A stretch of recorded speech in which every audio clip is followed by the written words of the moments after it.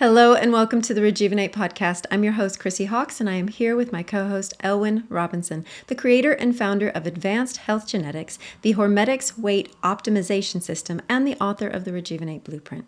And we are carrying on the conversation from our last episode, the best things to lose weight or optimize weight. And this discussion, this part 2, we are specifically looking at the 5 hormonal imbalances that make it difficult to lose weight. So what we'll do is we'll give you a brief overview of what those 5 hormonal imbalances are. We have 5 full separate episodes that go into those hormonal imbalances in depth, so I will make sure I put those links below. But other than that, we are going to carry on. So I'm going to pass it over to Elwyn to start with that brief recap on those 5 hormonal imbalances.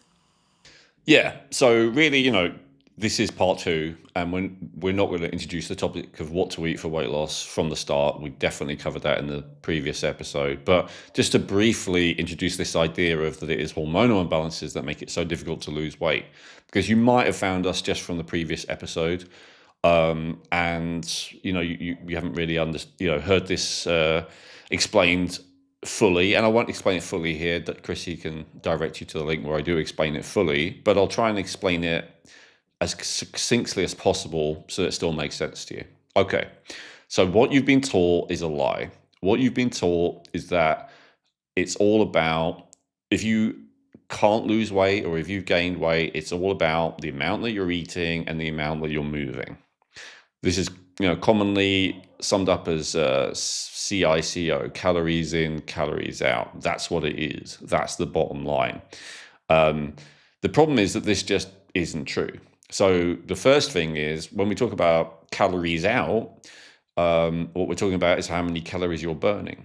Well, some people just burn more calories than others, even doing exactly the same activities or even doing no activities. You have this thing called your resting metabolic rate, and they do like a rough calculation, often based on your height and weight, but there is more to it. Your thyroid gland controls the level of your metabolism to a large degree.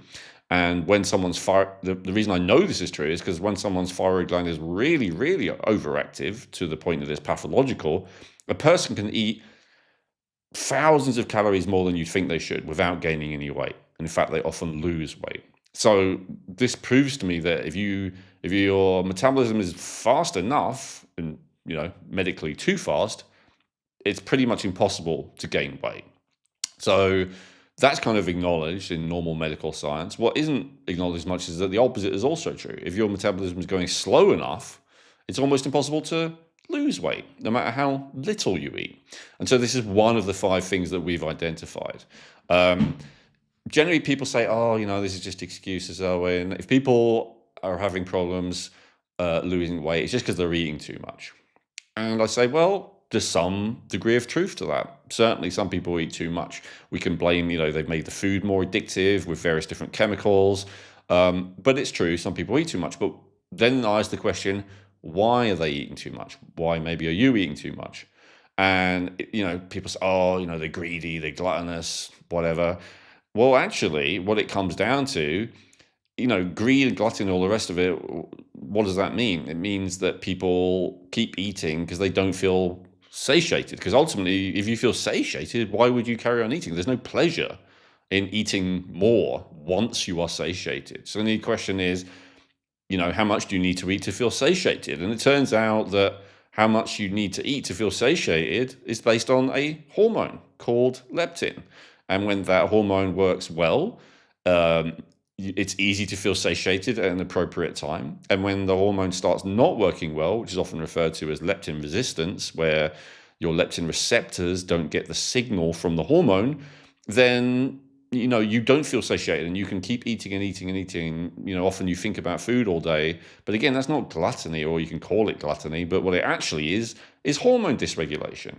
And even when people say, it's not, Elwyn, if the people can't lose weight, it's just because they're not moving enough. And I'd say, okay, why aren't they moving enough? It's natural to want to move.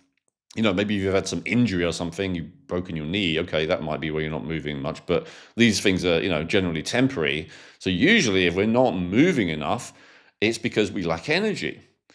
And then why do we lack energy? And there's a bunch of different things that can mean that we lack energy. But, one of the fundamental things is that our metabolism is low. Because of our metabolism is high, we just feel the desire to move. And this is why with, little kids, I mean, maybe these days, if they're completely brainwashed by iPads and all the rest of it, it's not as true as it used to be. But generally, little kids throughout the ages, it's really hard to get them to sit down and shut up. They want to move. They want to express themselves. They want to, they like to move. They like to do stuff. And it's only as we get older and less healthy, and yes, with lower metabolisms, that then we see moving as a chore rather than a joy and a delight, which is what it actually is. I find it difficult to sit down for large periods of time. People might say it's ADHD or whatever, but I don't care. It's if I look at my steps and my app at the end of the day, I've done a lot of steps because I feel good doing steps and I feel bad not doing steps, right? So this is just the natural state of being. So all the things that they've told you about why you can't lose weight, there's truth to all of them, even the calories in, calories out. They're just not mentioning the fact that, the amount of calories you burn has got a lot more to do with than just how much you exercise. There's also a bunch of other stuff like what I've just talked about, like the thyroid function, for instance. So there's 5 different hormonal imbalances.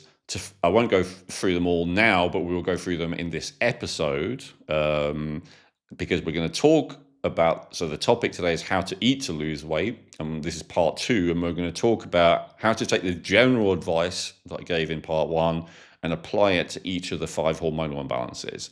And if you want to play along today, my recommendation would be to go to Hormetics, Hormetics.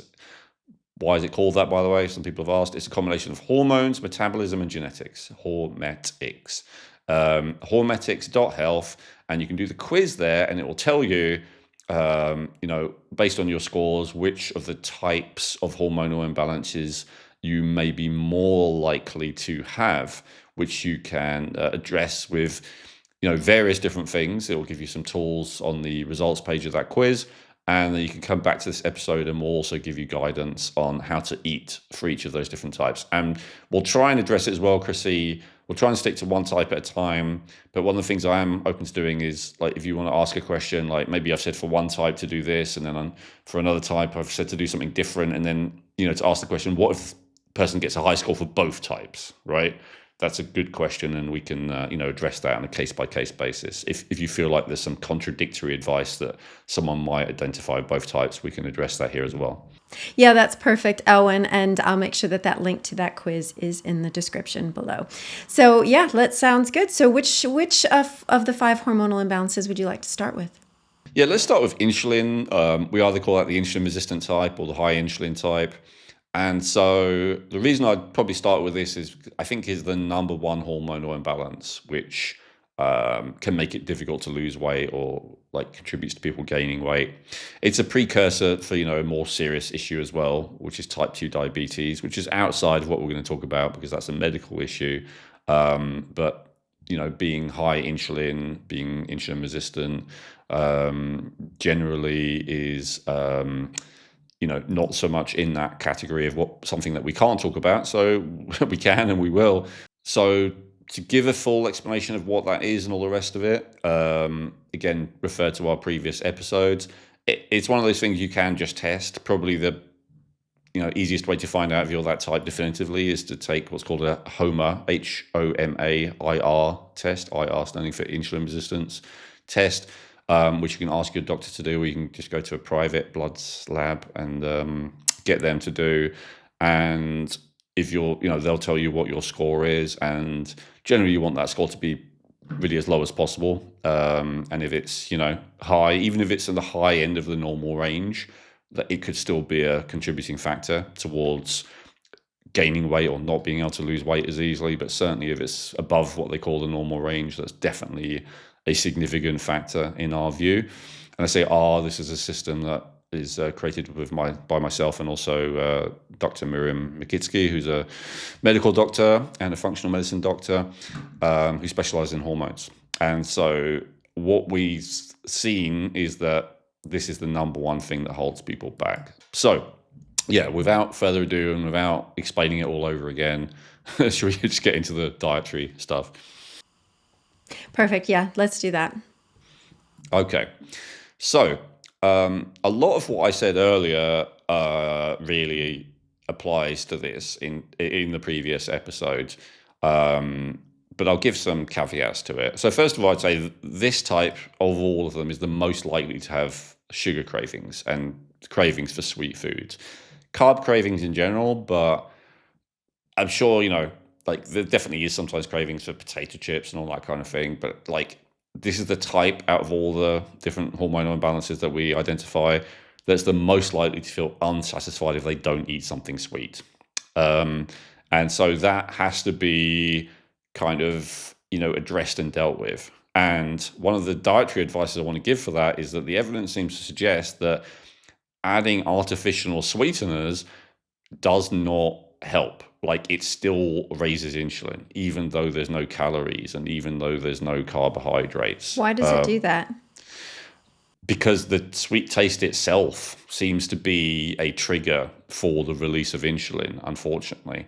So it addresses the problem to some degree because it's not adding more carbs in, but it actually doesn't address the problem the other degree because it's dysregulating the insulin system even more. And the incidence of insulin resistance and type 2 diabetes is way higher now than it was 100 years ago. 100 years ago, depending on which country you're in and how affluent they were, but a lot of people were eating a lot of sugar, and yet it wasn't having and a lot of carbs in general, certainly, of all kinds. Wheat, corn, potato, rice, white rice, all these high glycemic carbs. And yet, the incidence of these issues like insulin resistance and type 2 diabetes was way, way lower. I'm not saying that it's all down to artificial sweeteners, but I will certainly say that the introduction of artificial sweeteners as a kind of general thing to do with diet, sodas and even, diet snacks and all the rest of it, not adding it to, putting it in coffee instead of sugar, all that kind of stuff. I think it's a contributing factor based on the fact that the sweet taste, especially if it's a strong sweet taste, still raises insulin. But we can at least say it definitely hasn't helped because we've had the incidence of these issues has exploded over that 100 years, and the use of artificials has exploded over those 100 years. Now, correlation does not equal causation, so I'm not saying therefore they have totally caused it, but it certainly hasn't helped, and I think it is at least a minor contributing factor to the problem. So you have to kind of address that sweet taste issue, I think would be one of the recommendations.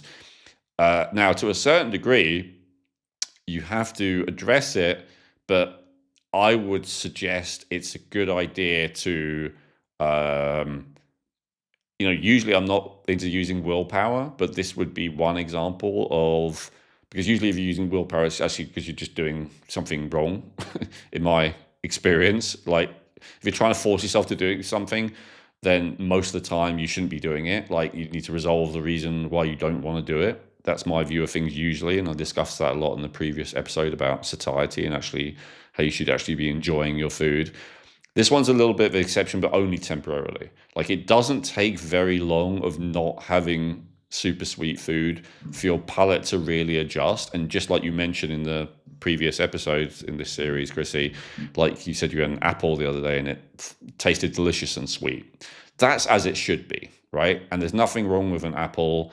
Certainly not, maybe there is for some people for other reasons, digestive reasons or whatever, but there's certainly nothing wrong with it in terms of blood sugar and insulin in its own right. It's a pretty low glycemic, it's pretty low glycemic load. There aren't that many carbs in an apple either. So, probably the only fruits that are a little bit potentially problematic when it comes to the insulin resistant type might be the high glycemic load, like dried dates, maybe dried figs, because they can be a lot of carbs packed into a small amount of food that you can very quickly maybe overdo it.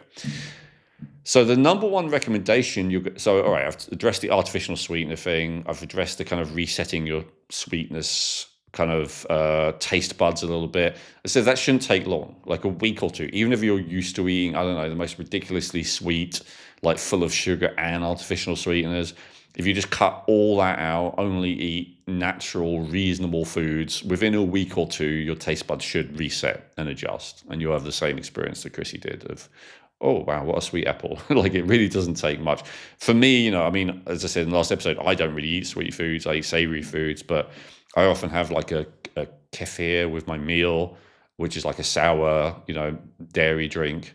And I just put like half a teaspoon of glycine in there, which is an amino acid. And to me, that's like really sweet. That's how much my taste buds have reset as to what is and isn't sweet.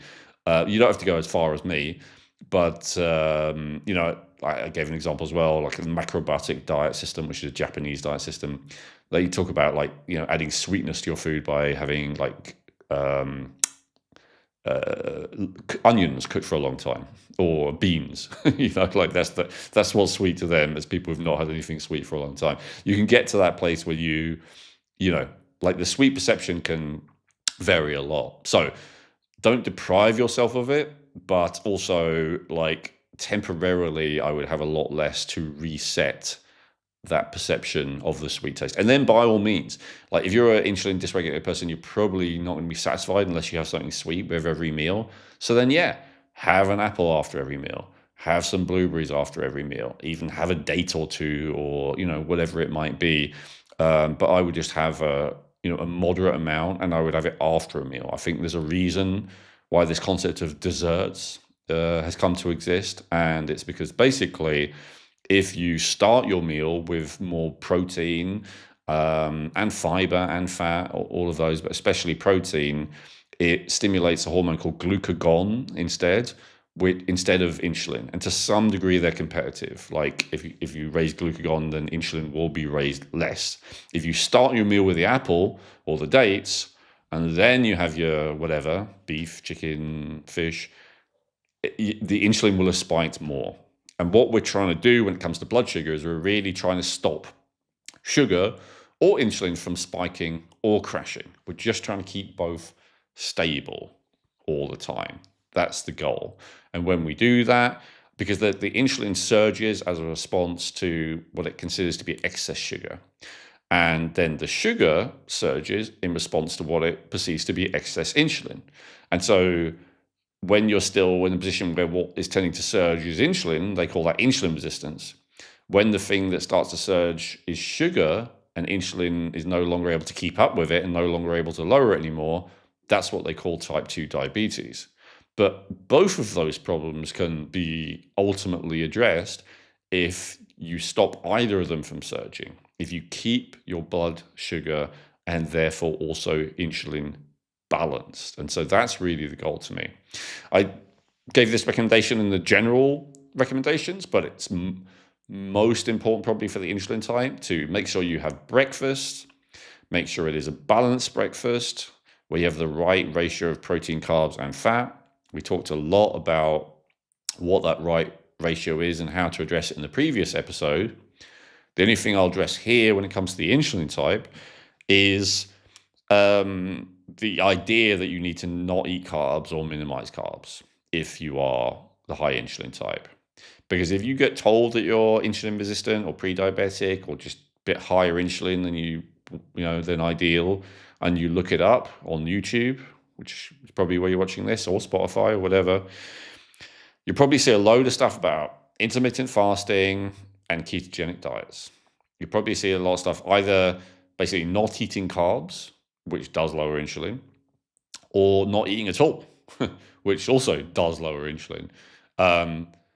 The problem is, and I've done whole episodes on this, so I'm going to brush through this one quickly, but the basic problem is it's not sustainable, especially maybe that's why I did this in the order I did, as we just talked about, the insulin type loves sweet foods and loves carbs.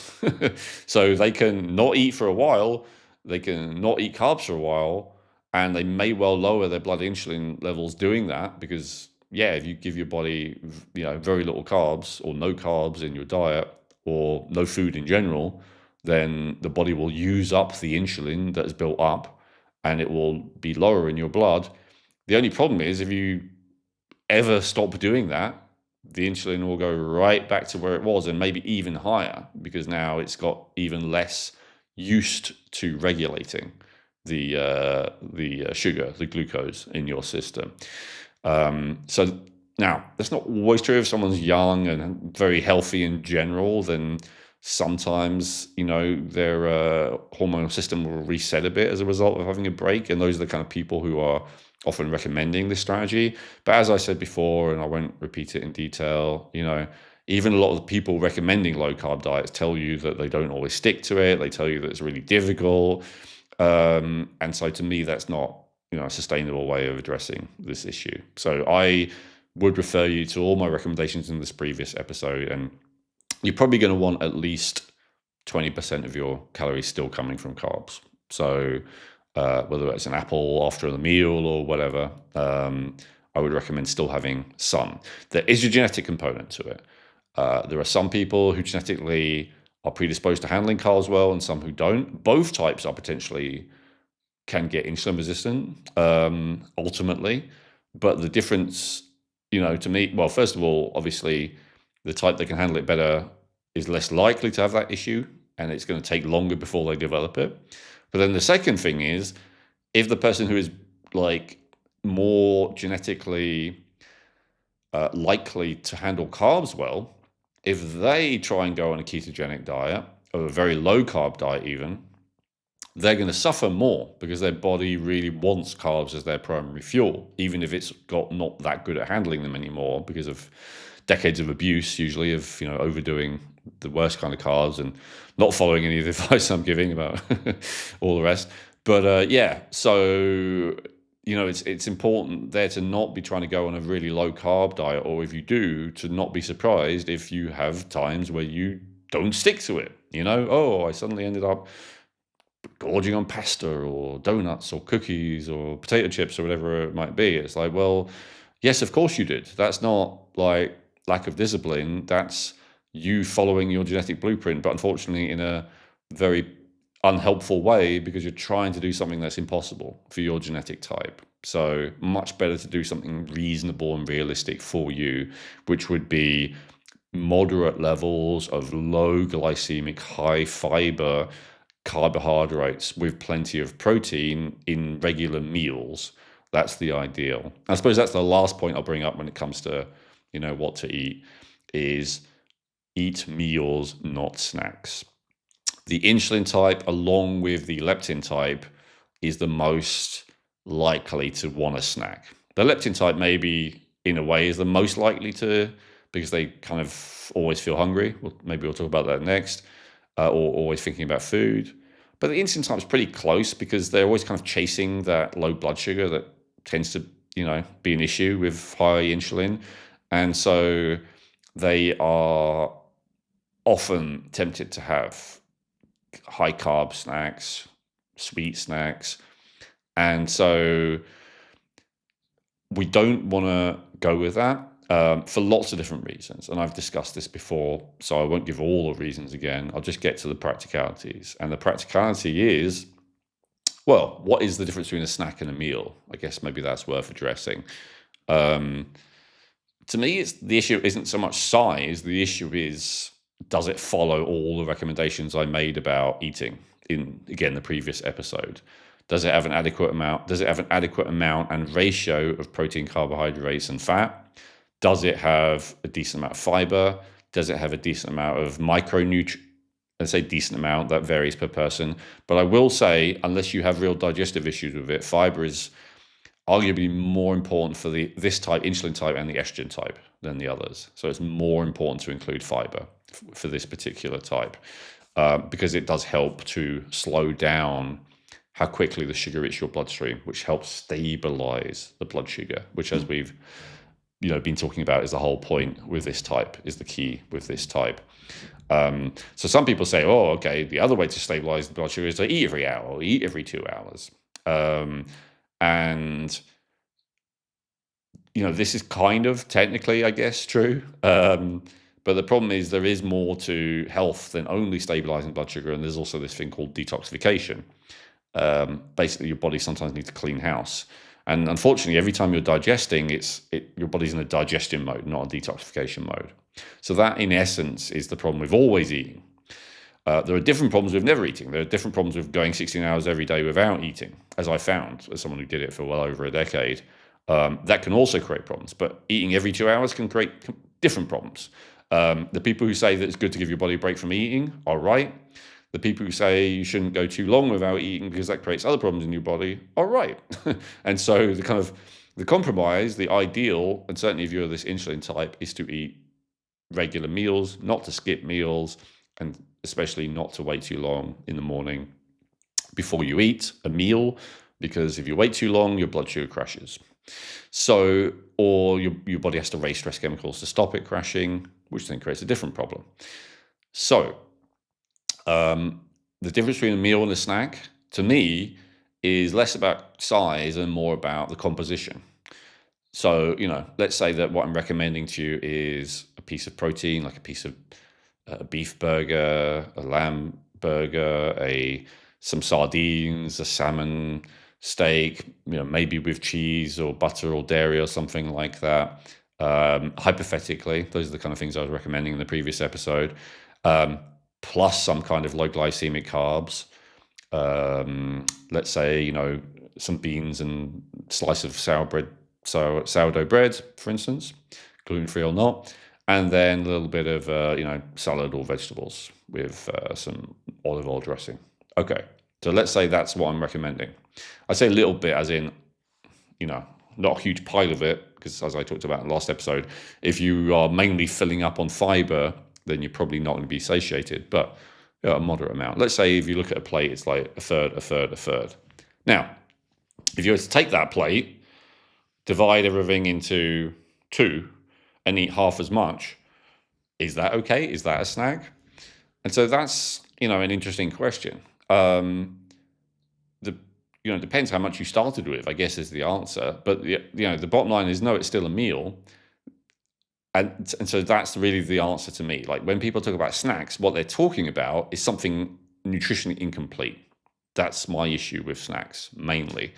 But the other thing is, let's say they took something close to what I consider a perfect meal and just divide it into half and eat it twice as often, then I would still say that's small meals, not snacks. So I'd say that's not snacks, right? That is not snacking. But if you take, say, 3 what I would consider perfect meals for you, just divide all of them in half and then you eat them 6 throughout the day instead of 3, is that a problem? I've had people ask me. And the answer is, from a blood sugar perspective, not really. It's just a different problem, as I said, when it comes to detoxification. Because your organs, like especially your liver, but really, your whole system, even your lymphatic system, like it needs you to take a bit of a break from eating to do its self-cleaning routine. That's what all the pro-fasting people say, including the pro-intermittent fasting people. And they're right that your body needs a bit of a break from eating. So that's why the compromise to me, depending on how active you are, 3, maybe 4 meals a day rather than lots of even small meals. So does that make sense? So between snacks, small meals, and why I recommend, just meals, no snacking in between. If you've been thinking to yourself recently, not even eating that much, why am I still gaining weight? This message is for you. Hi, I'm Elwin Robinson. Most people don't realize insulin resistance is quietly turning more and more of what you eat into stored fat, even when portions are small. That's why Dr. Miriam Makitsky and I created the Hormetics Weight Optimization System, and our most popular formula is the Insulin Balance Formula. It contains precisely chosen quantities of berberine, fenugreek, zinc, and folate, proven in studies to help your cells hear insulin again so your body burns those calories instead of storing them as fat. Go to advancedhealthgenetics.com/insulin, order now, and you'll be invited to join our clinical study the moment you check out at no extra cost, so you can track exactly how much better you feel. Use code REJUVENATE for 20% off now. Go to advancedhealthgenetics.com/insulin and remember to use the code REJUVENATE for 20% off now. No, you've made a great distinction there between what the difference is between a snack and a meal. And also to, like you were saying, for the insulin and the leptin type, it is much more important that they're eating meals and not letting the snacking get in the way because they're more prone to snacking. So it's nice to have that definition. Awesome. Yeah, and I think um, when to eat your breakfast as well is one thing I'll bring up before we move on to the next one. I like to say within an hour of waking up, but I don't always stick to that. I think 90 minutes is fine. That's the level Dr. Miriam and I agree to in the end for our official recommendations in general. But if you are really, if you have a real blood sugar roller coastery tendency and you start to feel stressed when you haven't eaten, I would try and at least aim for within an hour of waking up. And I guess last thing, actually, just to address the whole skipping meals thing. If you want to skip a meal, you're not quite convinced by everything I've said in this, and I hope you don't just base it on this, but you listen to my other episodes where I explain this in more detail. But let's say you're still not convinced and you want an intermittent fast and you want to skip a meal, please don't make it breakfast. And really don't make it lunch either. Make it dinner. Make it your last meal of the day. If you have to skip a meal, if you are dead set on skipping a meal, if you have this issue, please make it your last meal of the day. First of all, if practical measurement level, if you wake up next morning and then get your blood drawn, your insulin will be lower if you skip that last meal because your body hasn't had an insulin response for a longer period of time.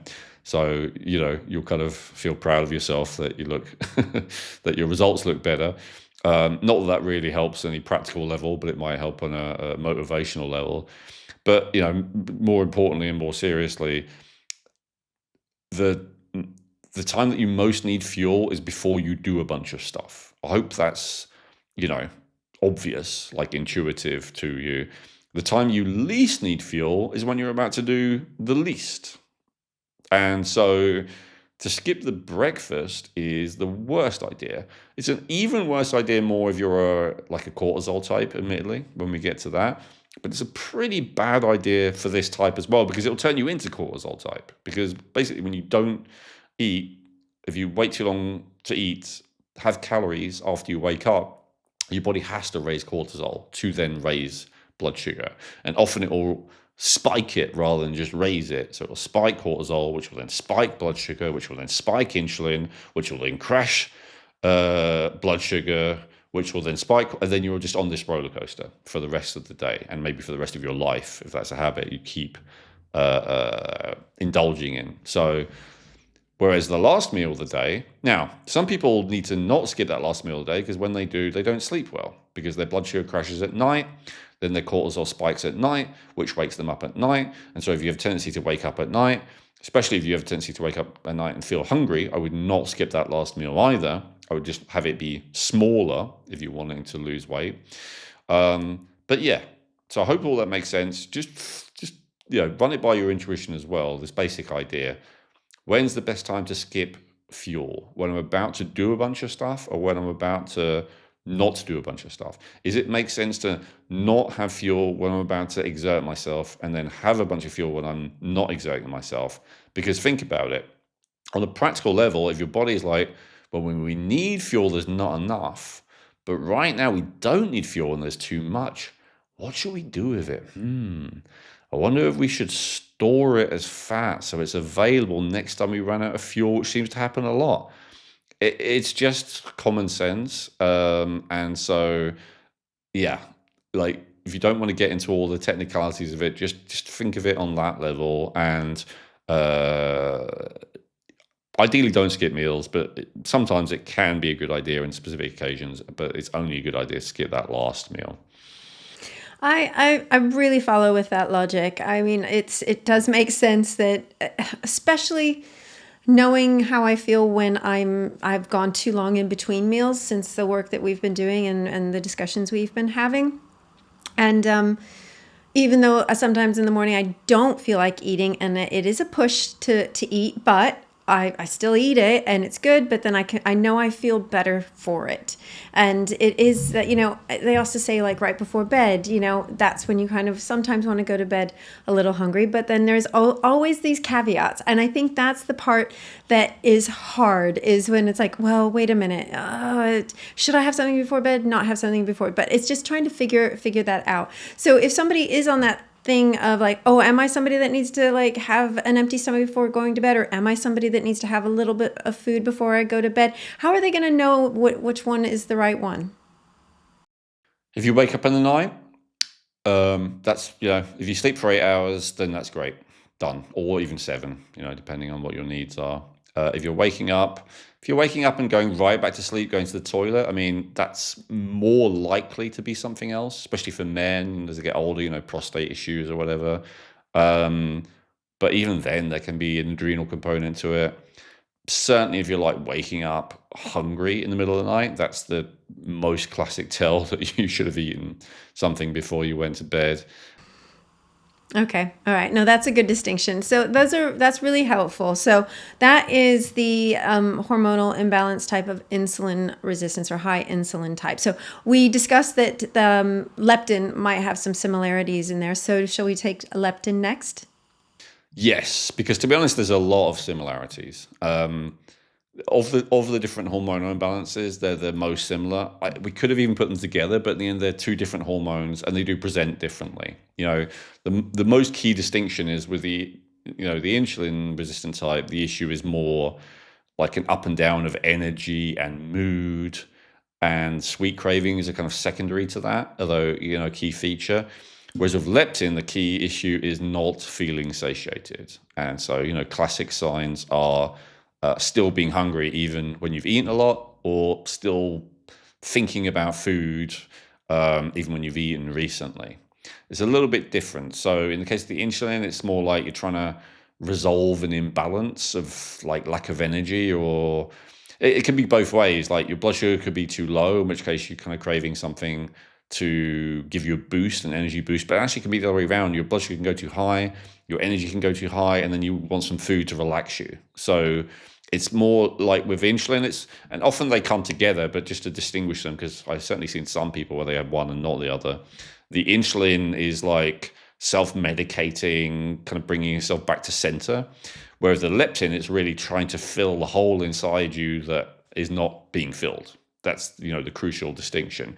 So a leptin person feels empty or unfulfilled. An insulin person feels imbalanced. That's the kind of key distinction. And so with leptin, yeah, it's your body actually, just like with insulin, which is why they're often again also put together. We call it either the high leptin type or the leptin resistant type, and the reason is, yes, so when they first discovered this hunger hormone, it wasn't that long ago compared to most of the other hormones, and they were like, sorry, not hunger hormone, satiation hormone. Ghrelin is the hunger hormone. They're kind of like little opposite partners. They were like, oh, wow. So all these people who or eat too much, we'll just give them some leptin and then they'll be less hungry. And then they found that didn't work. And then they looked into it more and they found, oh, actually, a lot of people are overeating. Their blood leptin levels are actually high. And so they discovered it's a similar mechanism as insulin, where the problem is not lack of leptin. The problem is that the leptin signal is not getting through to the receptor. And unfortunately, having a hormone in your bloodstream floating around does zero if it's not hitting the receptor. Like, it has to actually activate the receptor. Same actually with neurotransmitters, dopamine, all that kind of stuff. It has to activate the receptor for it to actually have an effect. Otherwise, it's just floating around doing nothing. So yeah, it's not working, and so therefore you don't feel satiated. That's the bottom line. So with this, there's not a huge amount of really adjustment of all the recommendations in the previous episode, because really the whole focus of the previous episode was to focus on making your meals, every meal. And remember, in the system, we're recommending you only have meals. So every meal and only meal, so everything you eat is satisfying, is satiating. And this is on numerous different levels. We talked about satiating in terms of having all adequate levels of all three of the macronutrients. We talked about having adequate levels of all the micronutrients, making sure that your food is not empty calories, that it's nutrient dense. And then we talked about making sure it's actually tasty. And so if you are a leptin resistant type or high leptin type, you definitely want to be focusing on all of that, because it may not be enough. But if you're not even doing that, then you're not going to be sure if the fact that you're still hungry is because of leptin resistance still, or if it's because you have missed one of those points. So am I still hungry? Just for instance, am I still hungry because I'm leptin resistant still? The other advice that I've been given by Hormetics isn't working, or am I still hungry because I'm low in zinc, or because I haven't had enough carbs for my type, or because like the food just really didn't taste very good and I'm feeling emotionally unsatisfied, like that's something that you have to kind of pass out and judge. And so that's why it's extra important to follow all that advice for this type more than any of the others from that previous episode, so that then you can know that the issue is definitely a hormonal imbalance. If you're like, right, well, that food was delicious and I know it was adequate, it was enough calories to serve me, and it was full of micronutrients, so I know that it's not that my body's still craving, B1 or copper or whatever, like it's hit all of those things, and yet I'm still hungry and doing that food. That's weird. That's a hormonal imbalance. But a lot of people don't have that experience, They go between having kind of empty calories junk food that's full of the macros that they've been craving, probably, especially carbs and fat, but then kind of low in and full of taste, but kind of low in micronutrients. And then if they're still for hungry, they could be like, well, it's kind of because, what I just ate is empty calories. Or they go to the other extreme where they're dieting and then they don't have enough macronutrients. Maybe, now they're having quite nutritious food, but it's not enough macronutrients and it's not tasty. And then if they're not satisfied, they're like, well, it didn't taste very good. And I kind of don't really feel satiated by it. There wasn't really enough of the creamy flavor, because there wasn't any fat in it or whatever. And so it's really important for the leptin type more than the others to make sure the food's really satiating on every level. That would really be my primary recommendation. Other than that, it's all the same thing, to be honest, as I just said for insulin. Especially having meals, not snacks. I would stick by that as well. Eating not long before waking up, all of that kind of stuff that I've just said.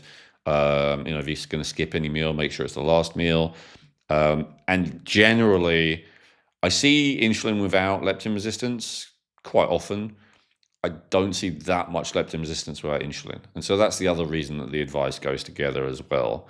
That generally, like they are very connected in a complicated way we won't go into now. They're all connected, but in a very direct way. And so you kind of want to be on top of all the insulin advice if you also have leptin resistance. So would you say that, so then just to cap there, if you are insulin resistant, you are highly likely to be leptin resistant. If you're leptin resistant, you may be on the way to being insulin resistant? No, I was saying almost everyone with leptin resistance has insulin resistance. Okay. There's plenty of people with insulin resistance who are not leptin resistance. Okay. Sorry. Okay. All right. Yeah. I couldn't remember which one was the precursor. Maybe it was cortisol or something else like that. So maybe I'm just getting a little muddled. Yeah, a lot could be precursor for each other. Cortisol resistance definitely can be a precursor for insulin resistance. Absolutely. But again, can be, like insulin resistance is still more common than cortisol, especially among the overweight population. So yeah, insulin resistance is the most common of all. And that's why, there's a significant amount of people who are overweight, who overeat, but it isn't as many as you would think, I haven't done the exact, maybe at some point I'll be able to do a mass survey. But, is it 50%? Is it something like that, right? Whereas with insulin resistance, we're looking at more like maybe 80% of people have it. It's just extremely common. And that's because, it's a vicious circle, meaning that even if you didn't start insulin resistance, by the time you're even, overweight, maybe on the way to obese, it kind of creates insulin resistance. So like they very, very commonly go hand in hand. It doesn't necessarily create leptin resistance. Okay. Thank you for that. So then within leptin resistance, are there any within the satiety, from our previous episode where we were talking about the taste, would you say that it is particularly important to pay attention to that for the satiety, or is there more of an emotional, or is it more a physical, mechanical? People may experience it as emotional, or dissatisfaction with the tastiness of the meal, like etc. etc. Because when the brain feels a certain way, it has to explain it to itself. So if you look at neuroscience, a lot of what they teach is that decisions are often made at a deep limbic level, like and even beyond that, like a reptilian part of the brain. It's very kind of instinctual, and a lot of like what we tell ourselves, the logic, the part that comes from the prefrontal cortex, the more evolved part of the brain, is like a justification afterwards. So if someone decides I want more food, that's a decision made in the deep part of the brain. Then the front part of the brain might come up with all kinds of reasons, right? But the bottom line is, to me, is that if it's leptin resistance, which, as I say, it often is, can also be insulin, then the bottom line is the hormone dysregulation. All the rest is just the story we tell ourselves as to why we feel the way that we feel. But the actual reason we feel the way that we feel, it's this hormone imbalance. It's as simple as that, And as I said, we tell ourselves stories about why it's justified the way we feel that we feel. Sometimes, depending on what type of person we are, but a lot of us also tell ourselves stories about why it's not justified, right? And why we're greedy, and why we're gluttonous, and we're this, and we're all the rest of it. But they're all stories. The stories about why it's justified, and the stories about why this means that you're bad or deficient in some way, like that you're not worthy, and all these kind of low self-esteem. All of it is just stories that we tell ourselves that is downstream of the hormonal reality that we are not satiated because the hormone is not working correctly. Okay. Right. Okay. So before we move on, is there any last things that you want to add about leptin resistance? Yeah, and sorry, just to add to that, that's the case if there is leptin resistance. As I said, it's not all the time, and so there could be other reasons. It could be that the person is low in some kind of nutrition, or maybe they need more carbs and they're not eating enough carbs and all the rest of it. There are other reasons why someone would overeat, but that's why we overeat if the real cause is leptin resistance. Understood. I mean, and that can also be quite helpful too, to understand like, it's just my hormones. I need to sort out my hormones. And we can be within that data stream instead of letting the story take us away down some path. Absolutely. Yeah. All right. So we've got 3 hormone imbalances left. So what would you like to go with? So we've got cortisol, metabolism, and estrogen dominance. We've mentioned cortisol a couple of times, and when cortisol is high, it can contribute and really kind of cause insulin resistance. They kind of, because things are often complicated, but so yeah, we could address cortisol next. So one of the things that the cortisol, well, let's talk about the things that it has in common with the other types. So one of the things that has in common, and the reason we've mentioned cortisol several times, is because it's really important as well with cortisol dominance to not skip breakfast. The difference though is the cortisol type are far more likely to want to do it than the insulin and the leptin resistant type. And they're also kind of often polar opposite to leptin, because cortisol dominant. So cortisol is the hormone that when it stays high for a long period of time, it will increase inflammation and it will increase weight. The most common proof of this is anyone watching this, if you or a loved one has been taking prednisone, which is basically cortisol. They often refer to it as steroids, but it's not anabolic steroids, it's corticosteroids. They absolutely will lead to weight gain and specifically fat gain. So we know that if we massively increase our cortisol by putting the cream in our body every day, or even orally, we know it leads to fat gain. So there's no question about that. Now, cortisol is an adrenal hormone, and often if cortisol goes high, so does adrenaline.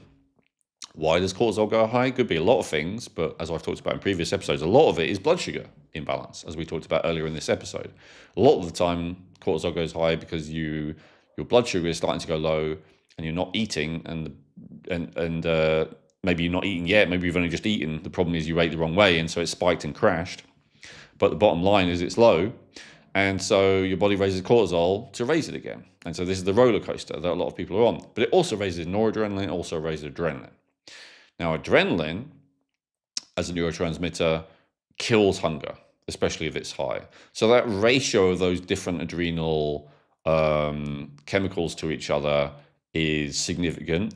And there is also a phenomenon less well known called adrenaline dominance. But basically they tend to go hand in hand, cortisol and adrenaline. In fact, it's very difficult to measure adrenaline. So normally to find out if someone's adrenaline is high, you'd measure their cortisol. So anyway, generally your cortisol and adrenaline, all those adrenal hormones, are supposed to be highest when you first wake up. In fact, there's supposed to be a spike that kind of wakes you up, that clears the grogginess, that clears the drowsiness, that clears the sleepiness. It wakes you up, gets you energized, gets you going. So it's a big spike, and then it goes down to a moderate level, and then it stays moderate, and then it kind of goes down just before you sleep. That's what should happen. So I say that to say, like, out of the whole day, it's supposed to be moderate, but the first couple of hours of the day, it's supposed to be high.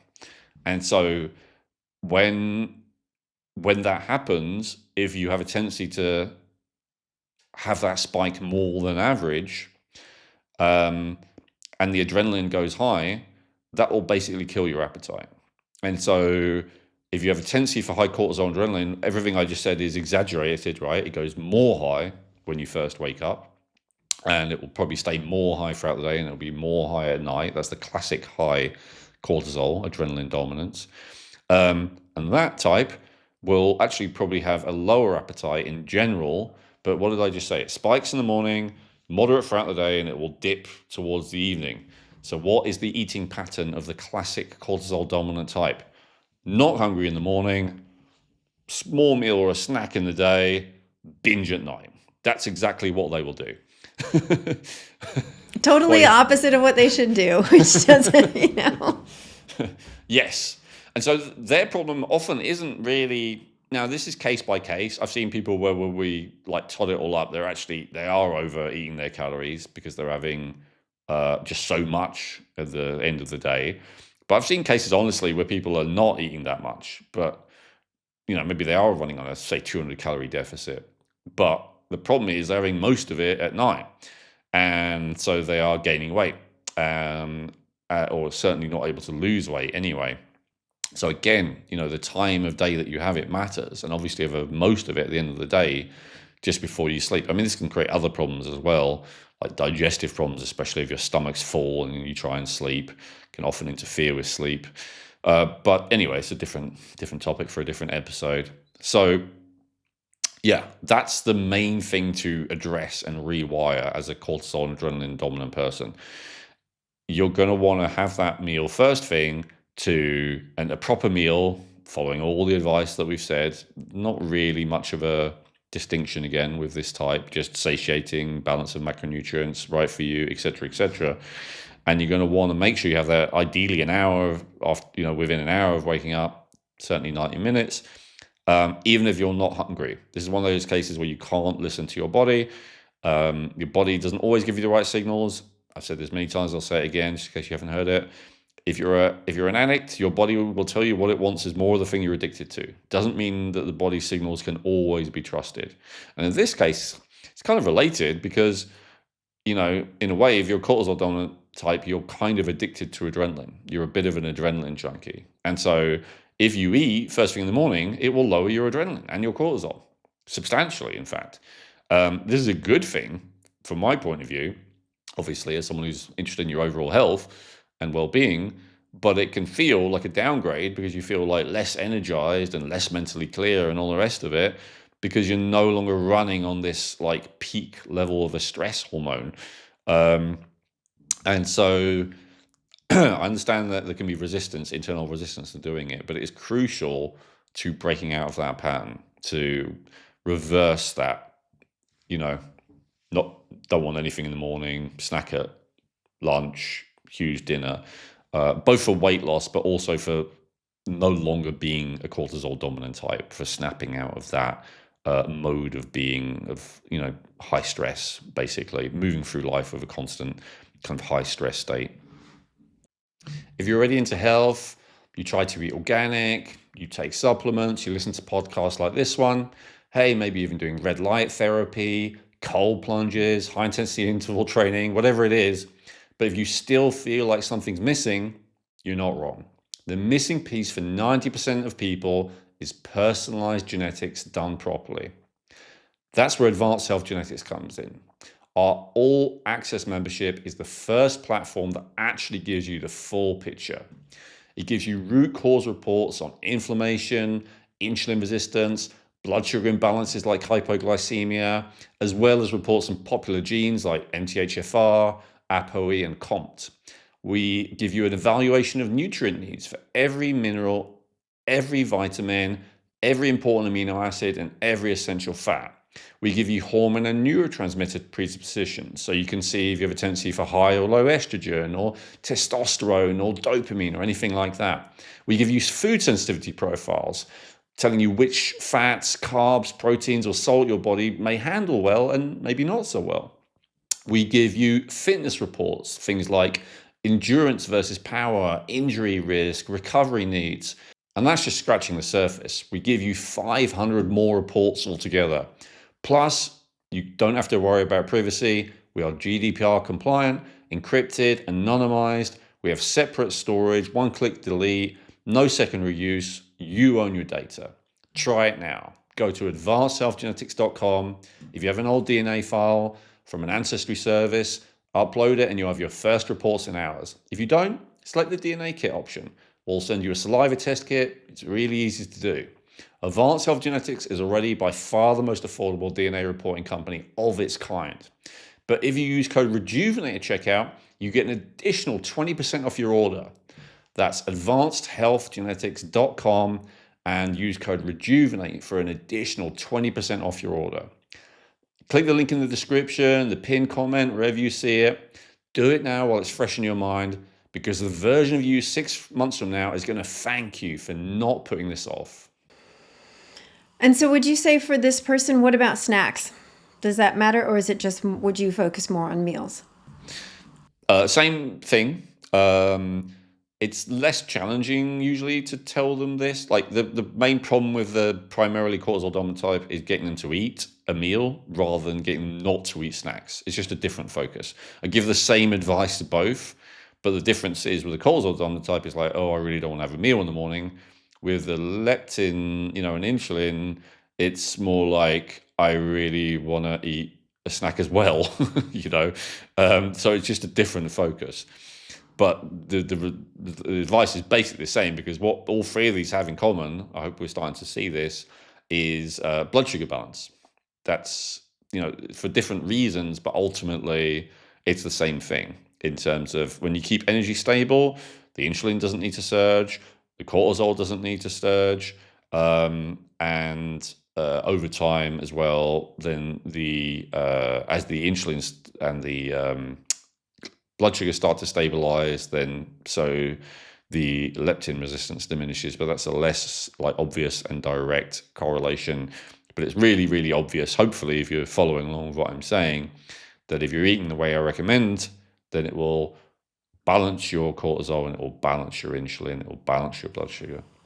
That makes sense. Definitely. Okay. So there is cortisol. So you can definitely see the commonalities there. But like you said, there are those distinct differences.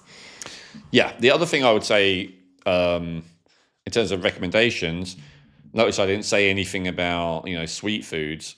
Cortisol types can still be drawn to sweet foods because they want instant energy. As I say, often there's this adrenaline junkie kind of tendency, high stress, weight mode of being, and so this is energy demanding, and so they are drawn to high energy foods. However, they're often also drawn to salty foods because adrenal activity depletes salt.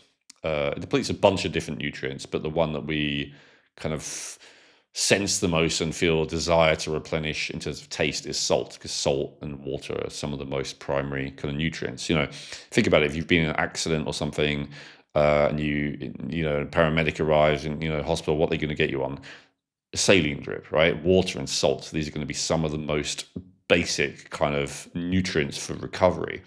And so they still can crave sweets, but they're more likely to also crave salty foods and potentially therefore be satisfied with more savory foods. And so they can follow exactly the same advice, the insulin type. They can have a low glycemic, sweet, natural carb for dessert if they want with every meal. That's okay.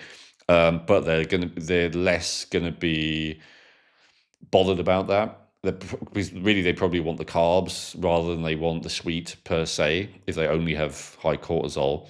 And so if they follow my advice with the savory meal, that may well satisfy them. They're not going to be, if they're craving sweets, probably a sweet snack because they haven't eaten in too long, as opposed to like that they really feel need for it, which is more the insulin type. Okay. No, that's really good. This is great. I'm glad we're going through these in this way so we can really see the distinctions of the foods and the timings specifically about when it's best to eat. Absolutely. Yeah. And I know a lot of this has been, repeating the same thing, but I hope you can see the same advice, but I hope you can see it's for different reasons for the different times. Absolutely. Absolutely. So our next one. Let's take a look at metabolism. Yes.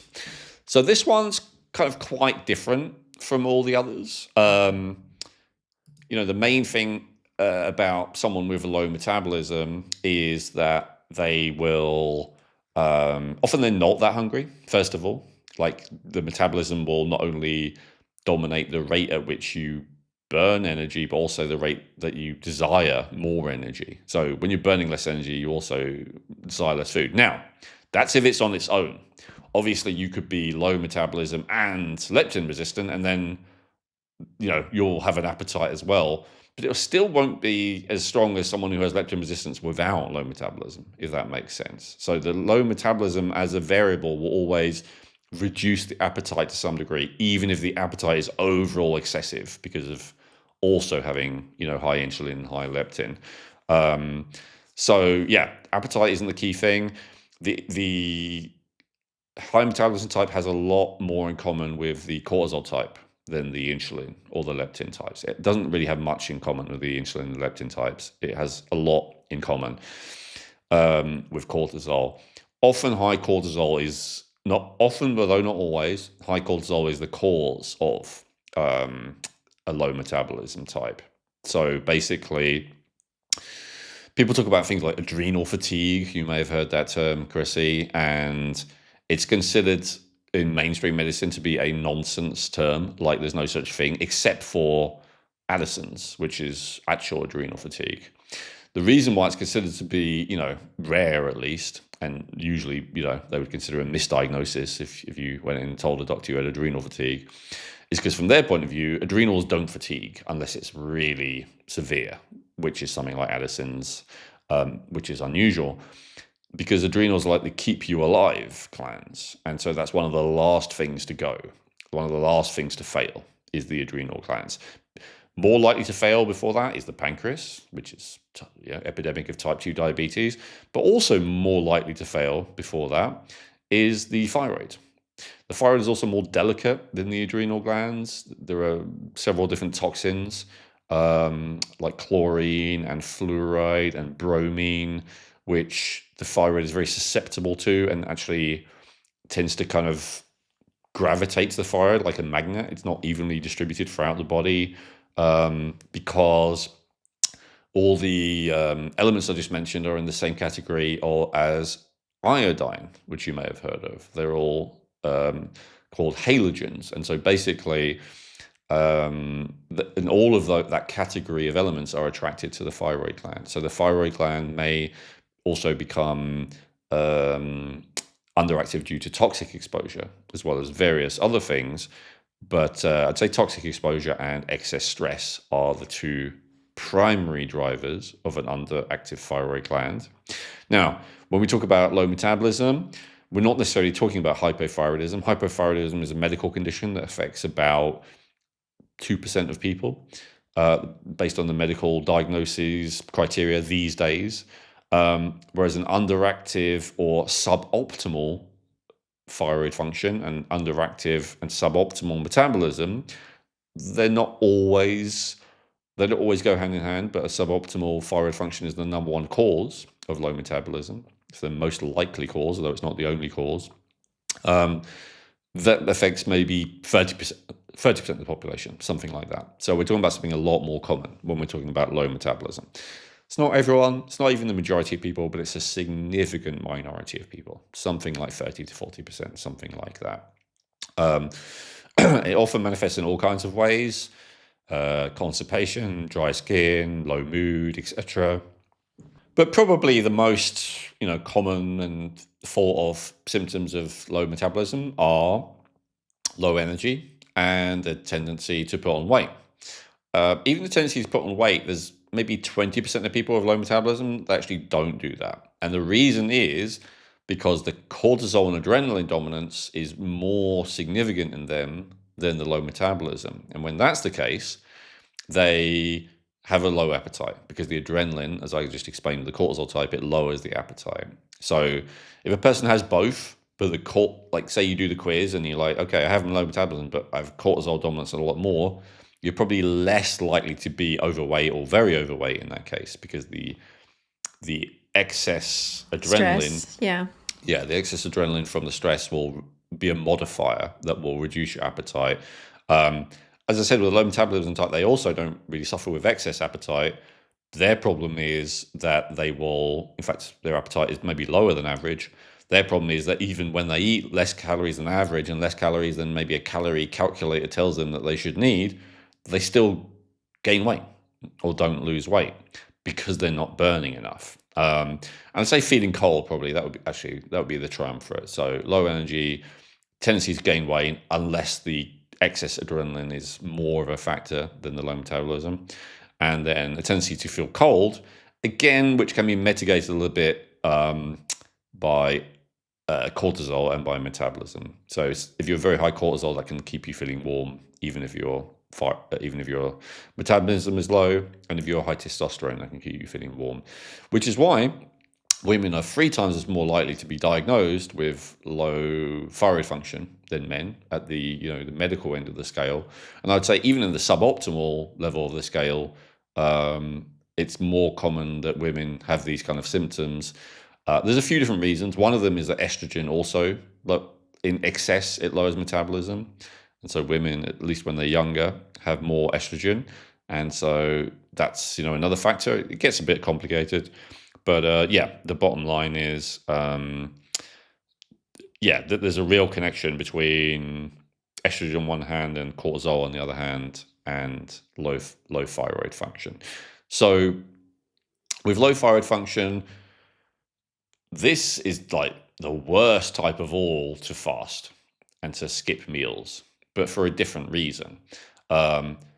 Because this is going to be a controversial thing to say, but there are genetic factors, there are toxic factors, and there are stress factors. I've discussed all of those, especially the last two. But, certainly with genetic, plenty of people have the genetic predisposition. Plenty of people have, toxic exposure. Plenty of people have the stress. Not everyone ends up with low metabolism. So often there's like a trigger event. And my experience and understanding when, I've actually talking to people, is the trigger event is often a period of fasting or dieting, because the metabolism is not rigid. There is a reason why you can have a slow metabolism. Like the body, there is an optimal level of metabolism when it comes to energy production, and every organ, every system, every cell, everything in your body needs energy. So if that's the case, why would your body have a mechanism whereby it can start to slow down energy production, which it does, And the reason is because often there is a lack of food for, many of our ancestors throughout history, for many mammals right now on this planet, right? In nature, there is often a lack of food. If you're a predator, No meal is guaranteed, right? You got to out chase it, etc. And even as a herbivore, no meal is guaranteed, right? There just may not be enough plants around, and so the body has this ability to upregulate the metabolism in the face of a threat, usually a toxin or a infection. This is where we get something called a fever that you may have heard of. It'll speed up the metabolism so your body can more quickly deal with that thing, more effectively deal with that thing. But that's very resource intensive. The faster your metabolism, what metabolism means is how fast are you burning through resources. Resources being, nutrition, calories, and other micronutrients. And so a lot of time there's not enough calories, not enough micronutrients, and so your body has this mechanism where it can slow its metabolism down and stop burning as much fuel because there's not enough fuel. And so this is the fundamental problem with dieting, that often, not always, but often when you eat less, your body just goes, oh, all right, we'll just burn less. Simple as that. No weight loss, no fat burning, we'll just burn less. Now, if you don't, if the amount that you diet is extreme enough, if you eat, way less, or if you go way longer with eating less, eventually it will still be in a deficit and it will start burning reserves. But as we've talked about, in many cases, that just doesn't happen. People they break their fast, they break their diet. In fact, they often gorge or binge. That's the binge purge cycle. So anyway, back to the metabolism point. When you eat less, your body slows down your metabolism. Now, what happens when you start eating more again? Does it speed right back up? Sometimes, but not necessarily, especially as you become older, unhealthier, and less what they call metabolically flexible. It might stay slowed down, or it might stay at least partially slowed down. And this is the problem with dieting. You eat less, maybe you eat less, and you eat enough less and long enough less that you do lose some weight, but then you start eating again. Maybe you give up and you binge, or maybe you stop your diet in a sensible way and just start eating what you consider to be normal eat.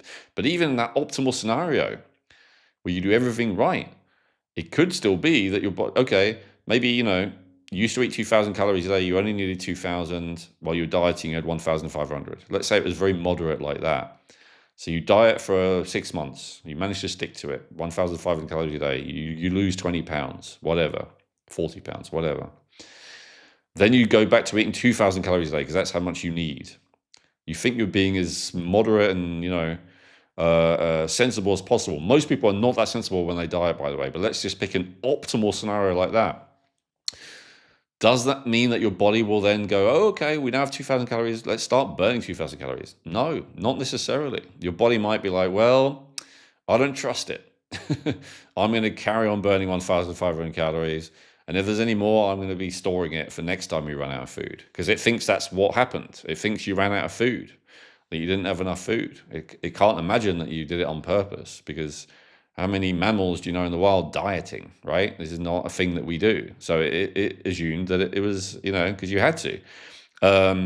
So this is the challenge. So suboptimal metabolism, it's often caused by dieting and fasting. It's let's say triggered. That's the thing that pushes you over the edge into it.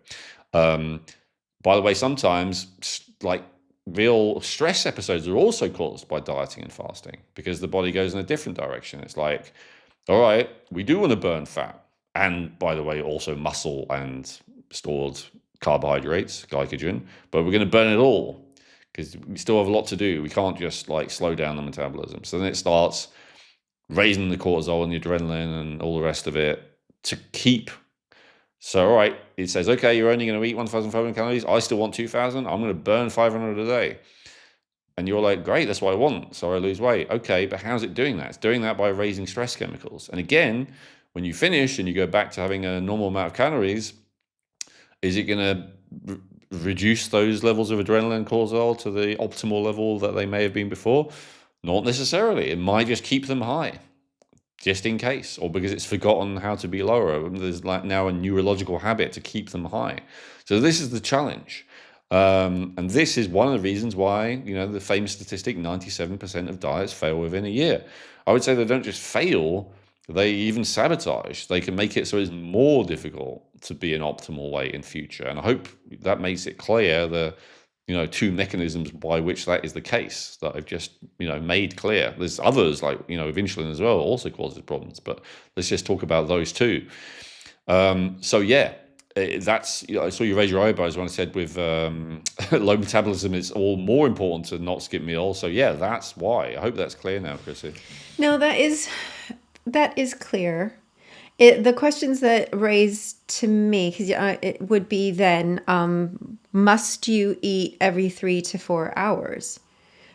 Or can you just do breakfast, lunch, and dinner? But let's say then you're going to be like, you've had your dinner at 5 and then you're going to bed around 9 or 10. Do you have to have something before you go to bed in order to, so that things are, so it's just figuring out those little nuances there.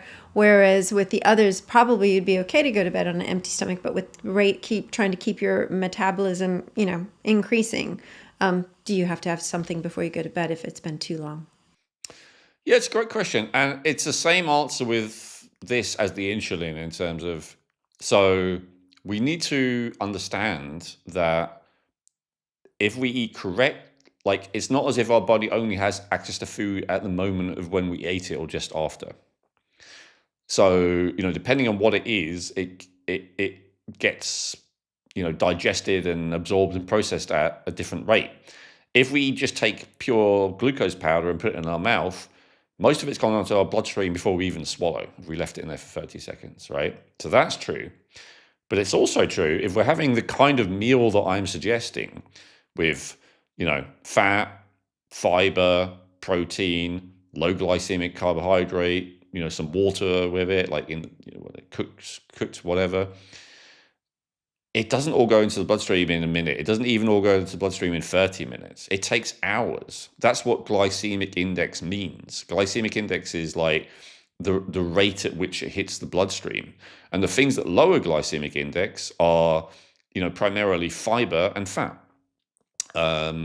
So yeah, we talked about protein with glucagon lowering insulin, but yeah, that's the other element that we didn't discuss yet. So when I'm saying like eat a meal, and if you're very active, maybe you do need 4 meals a day. It kind of depends, and maybe very, very, very active, it's even 5. But like for the normal, maybe not sedentary, but person who's not really pushing themselves in terms of exertion, like lifting heavy things all day or something like that, 3 meals a day should be okay. But the point is not that you run out of that food. It's not like the first 3 hours you got the food and then the second 3 hours you're making do without. It's true that the second 3 hours your body is less in a digestive mode and more in a detox mode, as I said earlier. But that fuel, that energy, those nutrients should still be being slowly released into your system. And so this is something that you can monitor with like a blood glucose monitor, right? It's not foolproof because your glucose will also be raised by stress. But let's say if you ate a meal and then you kept yourself in a very calm, relaxing environment for 6 hours, if the meal is right for you and of the type that I recommend, your blood glucose should stay steadily, moderately high-ish for the whole 5 to 6 hours until the next meal. There should be no drop. And so there should be no need to. So that's like the between meals in general during the day. Now that's the should.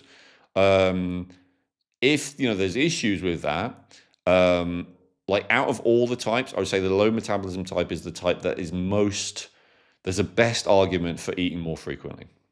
So maybe taking those meals and chopping them in half, like we talked about earlier, having 5 or 6 meals a day to just keep giving the body the prompt, there is enough food. There is enough food, there is enough food, so that it starts to speed up the metabolism again. So yeah, with your little case scenario there of, finish eating dinner at 5 p.m., go to bed at 9 or 10 p.m. or something like that, that is quite a long time already without food, or a reasonable amount of time. But then your point is, and then what about all the time you're asleep as well? And it's like, yeah, that's a good point.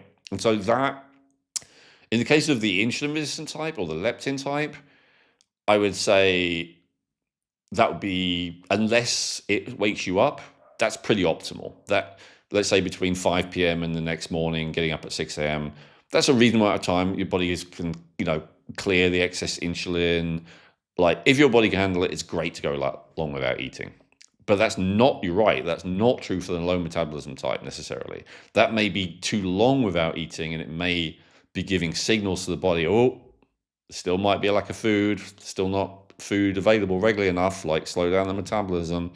So there's more of a case to be made then to have a very small meal, what you might call a snack, but I'm using the word meal just to say that it still has the balance of all the things that you want, right? But to have like something smaller before bed, to just keep boosting that metabolism, to keep giving your body the signal, there is enough food, there is enough food, there is enough food. So going back to so let's say somebody did the quiz and low metabolism type was their highest, but yet you had insulin coming in at a close second. So then would you suggest what you just did here is like really err more on the side of that low metabolism, of maybe having that light little meal before bed rather than, having that time for that insulin to disperse over bed? Or how would somebody figure out which way is best for them? Yeah, potentially it's case by case. But yes, because it's not devastating to the insulin type to be having a meal just before sleep.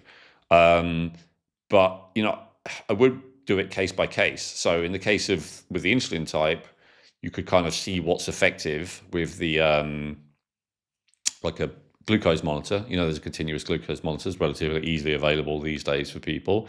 But in the case of metabolism, you could do it with a thermometer. So if you woke up the next morning and your temperature was much lower because you've been too long without eating, that would be a sign. You could try one morning waking up, checking your temperature when you had a small meal just before bed. You could check another day waking up and seeing how low your metabolism, what your temperature was, which is kind of a reflection of how low your metabolism was when you've been several hours before bed without eating, and you could see the impact it has. But yes, it's a great question, Chrissy. Even though insulin is kind of primary in many ways for weight loss, I would address low metabolism first. So yes, I would make the choice to prioritize keeping the temperature from dropping too much, keeping the metabolism going too low, because every system of your body needs adequate energy, which is what metabolism creates, including the adrenal glands, including the pancreas, right? So it's often, though it's case by case, the priority to get the metabolism issue resolved first. Excellent clarification. Brilliant. Okay. Before we move on to our final one, is there anything else you want to add? Yes. In terms of dietary stuff, we say this on our results page, so you'll see it there. But yeah, goitrogens. You want to remove things which slow down thyroid function further from your diet. So when we get to estrogen, a lot of the cruciferous vegetables, for instance, are actually recommended as long as people tolerate them digestive-wise, like it doesn't create too much gas, because they actually help the body to process and also remove estrogen. But if you are a low metabolism type, you want to be very wary of those cruciferous vegetables because they contain goitrogens that can lower thyroid function more. There are other foods also that are goitrogens that are not cruciferous vegetables. Two big ones that I came across were soy. We talked about that in the previous episode. That's just something that I generally recommend everyone avoids. Tiny bit of, organic non-GMO soy sauce or something, probably okay, as long as you don't have an allergy to it. But any kind of large volume of soy is gonna get in the way of speeding up your metabolism. As I actually talked about in the last episode, any kind of seed oils and omega-6s are gonna get in the way of speeding up your metabolism. Soy is just the epitome of the absolute worst because it slows down your metabolism through multiple mechanisms. Cassava is another one I want to give just a mention to. It's often recommended these days, like people are trying to be healthy, especially people who are trying to be paleo, so no grain. They'll use like cassava as a grain substitute. You can use cassava flour to make breads, pancakes, cookies, whatever it is you'd normally use flour for. But it is actually In its raw form, it's extremely goitrogenic. They're supposed to process it in a way that removes a substantial portion of that, but I'm not convinced. And I had a period where I was having cassava from various different sources because I was doing an autoimmune diet where I was having basically paleo, kind of like a stricter paleo, and I was feeling cold all the time, and my metabolism was really slow. And I realized at the end one of the factors was I was having way too much of this cassava. And when I cut it out, I stopped feeling cold. So yeah, cassava is another one that unfortunately, even though it's good from the paleo or whatever angle, it's actually full of this compound which slows down your metabolism. So yeah, that would be some of the things that I would be very wary of if you are low metabolism or you don't want to lower your metabolism. The other thing would be, and I mentioned it in the previous episodes, but especially the allergens are often related to low metabolism. Not always, but often there's an autoimmune component to low metabolism. Just mentioned, an autoimmune diet there, specifically Hashimoto's, which is where your immune system is attacking your thyroid gland. When that's happening, sometimes you get surges of thyroid because the tissues are being attacked. So it's kind of like flooding into the system. Sometimes there's a drop. So sometimes people actually have signs of hyper metabolism, sometimes hypometabolism. So sometimes they're high, sometimes they're low metabolism. But anyway, to resolve that is beyond the scope of this episode. But in terms of diet, one of the things that absolutely makes it worse is the common allergens that just trigger the immune system more. So that's just general advice for anyone who has low metabolism until they've ruled it out. Until you don't have Hashimoto's, until you don't have allergies, it's a good idea to remove the most common allergens like soy, and then also wheat and dairy usually. Okay. Yeah. So if you need a bigger list, so you can probably find that up on the internet as well. Okay. So important to address metabolism, low metabolism first, because as you said, every system of your body needs that energy, and we really want that system working well. Yep. Okay. All right. So our final hormonal imbalance, let's take a look at estrogen. Yeah, so there's a lot to say about this, and we did it in a different episode. But there's differences between men and women when it comes to estrogen, but not really when it comes to food, which is what we're going to talk about today. So I would say, it sounds like I basically said every type needs to, eat within an hour of waking up and stick to this meal plan and all the rest of it. I would say that, out of all of them, the estrogen type it's the least important that you do everything that we've talked about today, generally, like the universal advice we've given. So the waking up within 90 minutes, it's not really eating within 90 minutes of waking up, not super important when it comes to estrogen. Making sure you have regular meals, not super important when it comes to estrogen. Keeping your blood sugar balance is kind of super important in general, so that still counts. Not having a low metabolism is super important in general, so that still counts. But still, it's definitely, it's not as important. You don't have to be as strict with it if high estrogen is your main issue. With high estrogen, the main issue is more, in terms of food, is more consuming estrogenic foods, often that are, it's the cooking materials that's the issue, having things stored in plastic, wrapped in plastic, especially if it's direct contact with the food, direct contact with the liquids that you're using. So plastics are a big deal when it comes to estrogen. Sufficient binding of estrogen in the gut is a big deal when it comes to estrogen. And then the microbiome health in general is a big deal when it comes to estrogen. So I'll just explain why for each of those three things. A lot of man-made chemicals, as we talked about earlier, like it doesn't matter how much of a hormone you have floating around, it matters how much it hits the receptor. So a lot of man-made chemicals actually hit that estrogen receptor harder than estrogen itself, more powerfully than estrogen itself. So they create a more estrogenic effect than estrogen itself. And so we want to absolutely minimize the level of those chemicals. So all the kind of recommendations that I made in the previous episode about reducing chemicals in your food in general is true, but also and water, but also specifically removing plastic from your food supply as much as possible will help to reduce that estrogenic effect. In terms of fiber is more important for these than other types. If you have high estrogen and you can't have fiber because you have digestive issues and it disagrees with you the more you have, then you're going to want to have like the actual binders, the kind of medical binders, whether it's cholestyramine or activated charcoal or something like that, something that's not technically a fiber, but which will stop the estrogen being reabsorbed. So the main thing with estrogen, the reason why it builds up, other than that, like too much is being taken in through the food and drink and all the rest of it, and skincare products as well, and all the stuff that's outside what this episode's supposed to be about. So other than taking too much in, the main problem with estrogen is that you're creating too much. But unfortunately, this is a bit of a self-sustaining thing, because basically the more fat cells you have, the more estrogen your body creates, because the estrogen is primarily created by the fat cells. So, you can't really avoid how much estrogen your body's creating other than by having less fat cells, which is what all of this is about. So, there's not really a huge amount you can do with that when it comes to diet. So then it's down to how much of your estrogen is processed by your liver, and then how much of it is excreted by the body.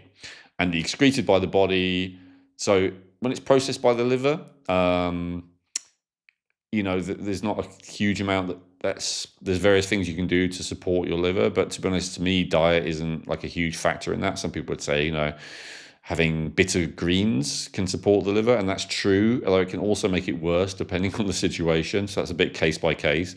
Having some things, like radish, again, cruciferous vegetables we talked about, apples contain some compounds. So there are some foods which are like liver supportive, liver friendly. Beets, I think you Americans call it. All of those can be supportive potentially to the liver. But the main thing to me more is like that you want to stop so when your liver has processed the estrogen, it does something to it called glucuronidation, which is a way that it kind of gets it ready to get out of the body. That's the simple way of explaining it. And one of the reasons apples are good, by the way, is because they actually contain that thing called glucarate. So it gives your body some raw material to do that with. And there are other things that have glucarate when it comes to foods, but apples are the highest. So that's useful, and that's why the supplement calcium glucarate is often recommended. It's part of our estrogen balance formula. But in terms of food, you want to stop. Once that's happened, the liver's dealt with it, it then puts it into the intestines. And unfortunately, the way it works is especially if you're on a low fiber diet, over 90%, some people say 98% of it gets reabsorbed back into the liver. And so that's a problem. And so we don't want that to happen. And so what we want is for more of it to be taken out of the body via the intestines. And so what helps with that is fiber when it comes to food. It binds it up and stops it being reabsorbed. So generally a higher fiber diet is supportive, especially soluble fiber. Soluble fiber is like a sponge. It sucks up the bile, which is where this estrogen is in, stops it being reabsorbed. Now, the other thing we come to talk about the microbiome is that there are some bacteria which often proliferate if the microbiome isn't very healthy, which create an enzyme called beta-glucuronidase. This is something you can check for with a stool test. And basically, if it's high, it breaks that bond. So your liver's gone to all the effort of bonding the estrogen to the glucarate to get it out of the body so that it can then be transported out of the body. And these bacteria are like, let's make a bunch of stuff that breaks that bond so that the estrogen is super easily reabsorbed back into the bloodstream. So this is where eating in a way that supports your microbiome is important as well. And, generally that would be, colorful fruits and vegetables, higher soluble fiber, fruits, vegetables, beans, pulses, that kind of thing. Those are the things that are generally considered to be good microbiome food. We talked in quite a lot of detail in the last episode, more than I was intending, about how that isn't always a good idea. And for some people, it makes them worse. But if that's fine, if you have no digestive issues, no matter what you eat, then that is, and maybe even if you do, but then it's case by case, the best strategy for reducing estrogen is to support the the good bacteria in the gut to stop the estrogen being broken down and reabsorbed as easily, and to increase the fiber to transport that estrogen out more easily. If you've ever thought to yourself, why am I always hungry? Why am I always thinking about food? And then beating yourself up about it, stop. It's not lack of discipline. I know this is controversial to say, but the truth is it actually isn't your fault. You're not greedy or gluttonous. You're not undisciplined. You're actually leptin resistant, and you're not alone. Leptin resistance is a consequence of living a modern lifestyle of excess blue light, excess stress, not enough sleep, and chemical food additives. It's the number one reason so many people in their 40s and 50s feel hungry 24/7 and can't shift the weight no matter what they try. Hi, I'm Elwin Robinson from the Rejuvenate podcast, and along with Dr. Miriam Mikitsky, I built the Hormetics weight optimization system because we kept seeing the same thing. Good people doing everything right, but still stuck because their hormones were actually the problem. And conversely, when we helped them with their hormones, losing weight, not overeating became really easy for them without even trying. The Leptin Balance formula is the first formula we released. It contains African mango, chromium picolinate, Ceylon cinnamon, and alpha-lipoic acid. Chosen because the science shows that these ingredients at these precise quantities help restore the full satiated signal naturally. Go to advancedhealthgenetics.com/leptin, order now, and you will be invited to join our clinical study the moment you check out at no extra cost. So you can track exactly how well it works for you. And you can help us to prove to the world exactly how well it works. And to thank you for being a podcast listener, use code REJUVENATE at checkout for 20% off now. That's advancedhealthgenetics.com/leptin and use REJUVENATE for 20% off now. Okay. Yeah. So then my mind goes to, well, let's say, you've got your metabolism and you've got your estrogen, or your liver needs that support. But then, you want to stay away from certain vegetables, or especially like it does say, like it would because when I was looking on a list over there, it said apples are potentially a goitrogen. Is that correct or incorrect? Like, where would you find that balance? Or maybe that was incorrect, what I was looking at, but... I don't believe so, not significantly, not compared to like broccoli or cauliflower or something like that. And if it is a little bit, if I, didn't know about that, it's not as much as the benefits of the malic acid, the glucarate, the various different compounds. So Okay. I'd still be happy with apples, even knowing that. The main goitrogens, I would, again, soy, cassava, and because it's the thing, unfortunately, when you Google it, it just gives you a list, but what you need to look at is actually tables where it says how much of the thing, and then you'll see there's a few things like soy that are really high, and then everything else is way less in comparison. So don't take my word for it, just like don't take Google's word for it if you really want to know, but like look at the tables where it tells you the actual amounts, and then bear in mind those tables are going to be usually based on a set metric like 100 grams, but you've got to also think what's the average portion size of that thing. Like there might be certain things like a spice, for instance, like, I don't know, parsley, that's really high in it per 100 grams, but who's having 100 grams of parsley, right? So you have to kind of modify it based on the amount that someone might actually consume. But if you do that, then you'll get the bottom line on it. Okay. All right. No, that's a really good clarification. So with estrogen, completely different from the other four categories about timings, really. It's more about the fiber and being able to take that excess estrogen and remove it from the body, whether it's the fiber or whether it's a binder, depending on... Detoxification would be the key word. And then, because, there's various things around it, right? Like, and then, I said cruciferous vegetables. There are certain like sulfurous compounds, again, if you don't have an issue with them, do support that detoxification process as well. So there's, N-acetylcysteine is, a liver supplement often recommended because it helps to build glutathione. But, there are sulfurous compounds in foods that do something similar. So sulfurous is, again, there's cruciferous vegetables. Even things like arugula, talked about radish earlier. Anything with that kind of sulfurous kind of taste to it is likely to be supportive to the process to some degree. And then in terms of the foods, I just remember the other thing would be with estrogen is, I talked about plastics already, but what about animal foods? What about if the animal has been injected or had estrogens added? Because again, estrogen is an anabolic hormone that helps you put on weight. So if basically the key word to me with estrogen would be detoxification, right? It's all removing the toxins from the the estrogen, like basically removing toxins and estrogens. Yeah, in fact, let me broaden it to that. It's more important for the estrogen type than other types to go organic, especially with animal foods, but in general as well. Let's talk about the in general first. The reason why in general as well is because basically, although estrogen is not a toxin, it is something that your body needs a certain level of. The more toxins you have, the more it's not going to, the less estrogen it's going to get rid of. And so, drinking alcohol, this is, one of the reasons why drinking a lot of beer is related to a beer belly, but also, just it leads to you being more estrogenic. First of all, because the hops, which is the main herb that they use in beer these days, it wasn't always that way, is a highly estrogenic type of herb. And then second of all, though, which is back to my point, when you drink a lot of alcohol, it puts a strain on the liver.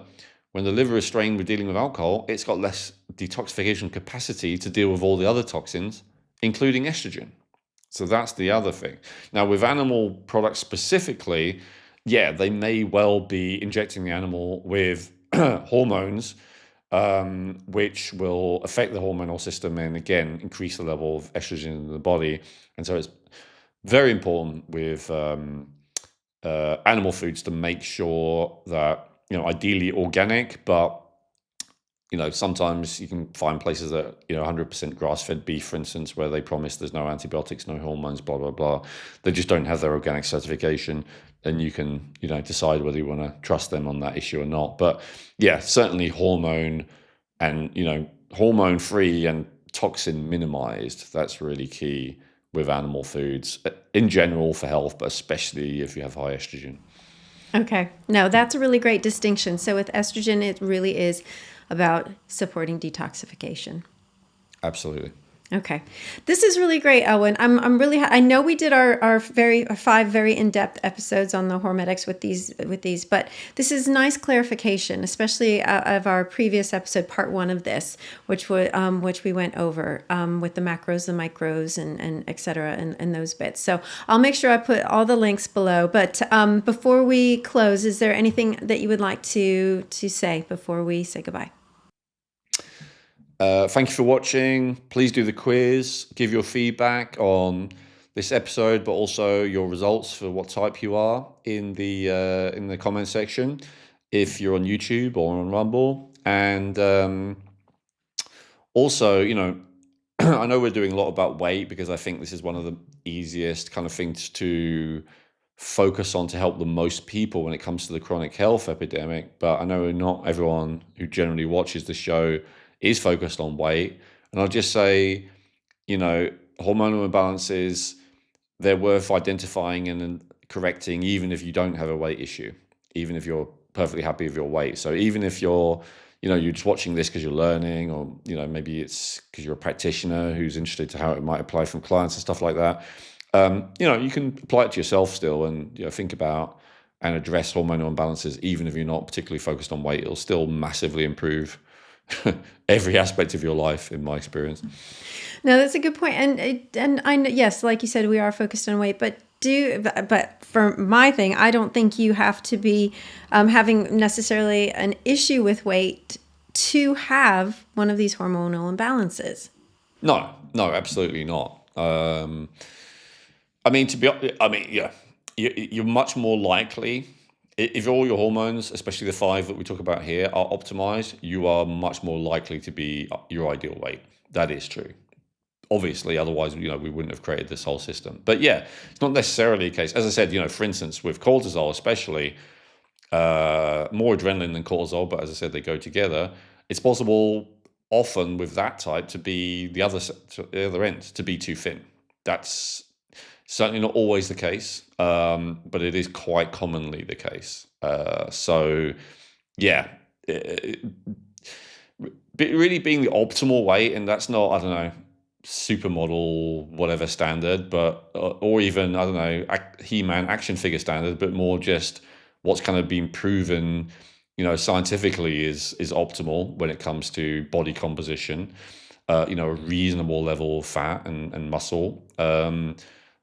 It strongly correlates with health, but it also strongly correlates with hormonal health, meaning that you are much more likely to be hormonally healthy if you have a optimal body composition. But it's not guaranteed. Absolutely not. Because you can have two different imbalances, which are kind of, but as you said earlier, you were talking about someone you knew and you're like how they used to be thin and now they're not like thin, but they had put on more fat than muscle, really, right? And so this is pretty common. So the person may look great in a suit, right? Like they, or a dress, like they're not, it's not really noticeable. But yeah, there is a heavy correlation between body composition and hormonal health. I guess that's what I'm saying. It's not guaranteed that your hormonal health is optimal if your body composition is optimal, but it's way more likely. Absolutely. Yeah. So I also don't, that was my thing too. I didn't want people to be like, oh, wait, and like, oh no, I don't have an issue with it, and potentially overlook this, because it's not necessarily about being overweight, but because there are these hormonal balances there. So it's most likely for a lot of people. Yeah. And of course, there are people who are completely, like men who are very hormonally messed up, who, have big muscles. And this is why I say it isn't necessarily a He-Man kind of thing as well, because often there's having big muscles is quite tricky. There's a certain, obviously, genetic type for whom it's easy, but for a lot, it's not particularly easy. Generally, having big muscles is quite a strain for men, which is why a lot of them take steroids and really mess up their hormones.